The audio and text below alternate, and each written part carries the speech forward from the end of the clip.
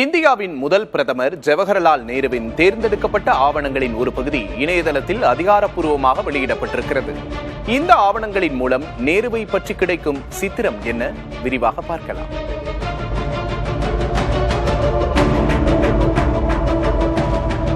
ஜவஹர்லால் நேருவின் தேர்ந்தெடுக்கப்பட்ட ஆவணங்கள் சுமார் 42 தொகுதிகளில் 75,000 பக்கங்களுக்கு விரிகிறது. இந்த தொகுப்பில் நேரு தொடர்பான 35,000க்கும் மேற்பட்ட ஆவணங்களும் 3,000 புகைப்படங்களும் உள்ளன. நேரு எதையும் மறைக்கவில்லை என்பதே இந்த ஆவணங்களை வாசிக்கும் போது கிடைக்கும் மாபெரும் உண்மை என்கிறார் வரலாற்று பேராசிரியர் மாதவன் கே பாலட். நேருவின் அன்றாட நாட்குறிப்பு பதிவுகள், கடிதங்கள் மற்றும் உரைகள் அடங்கிய ஆவணங்களின் தொகுப்பாசிரியராக செயல்பட்டவர் பாலட்.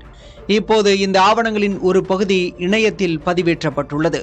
இந்த ஆவண தொகுப்பில் 1931 மகாத்மா காந்திக்கு எழுதிய கடிதத்தில் முகமது அலி ஜின்னாவின் மதவாத சிந்தனை மற்றும் குறுகலான பார்வை குறித்து சீற்றத்துடன் பதிவு செய்கிறார் நேரு. 1949 பாபர் மசூதிக்குள் ராமர் சிலைகள் வைக்கப்பட்ட போது அன்றைய உத்தரப்பிரதேச மாநில முதல்வருக்கு எழுதிய கடிதத்தில் அந்நிகழ்வின் கொடிய விளைவுகள் குறித்து எச்சரிக்கிறார். காஷ்மீர் விவகாரம் குறித்து சர்தார் வல்லபாய் பட்டேலுடன் அவர் நிகழ்த்திய கடித உரையாடல்களும் இந்த ஆவண தொகுப்பில் இடம்பெற்றுள்ளதாக கூறுகிறார் பாலட். மொழி வாரியாக மாநிலங்களை பிரிப்பதை நேரு தொடக்கத்தில் ஆதரிக்கவில்லை என்கிறார் பாலட். இந்திய பாகிஸ்தான் பிரிவினை அவருக்கு இது குறித்த தயக்கத்தை ஏற்படுத்தியிருந்தது.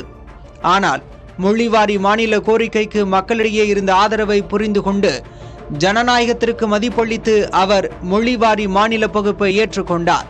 அத்தோடு மொழி வாரியாக மாநிலங்களை பிரிப்பதே தேச ஒருமைப்பாட்டை மேம்படுத்தும் என்பதையும் புரிந்து கொண்டார். சீக்கியர்களின் பஞ்சாப் தனி மாநில கோரிக்கையை மட்டுமே அவர் ஏற்கவில்லை.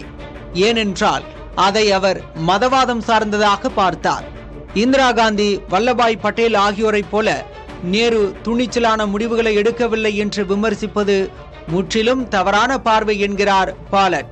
நேரு நினைத்திருந்தால் தனக்கிருந்த செல்வாக்கை பயன்படுத்தி ஒரு சர்வாதிகார ஆட்சியை நிலைநிறுத்தி இருக்க முடியும். ஆனால் அவர் நாடாளுமன்ற ஜனநாயகத்தை வலுப்படுத்துவதிலேயே குறியாக இருந்தார். ஜனநாயகத்தின் குறைகளுக்கு மருந்து அதிகப்படியான ஜனநாயகம்தான் என்பதில் நேரு உறுதியாக இருந்ததாக கூறுகிறார் பேராசிரியர் மாதவன் கே பாலட்.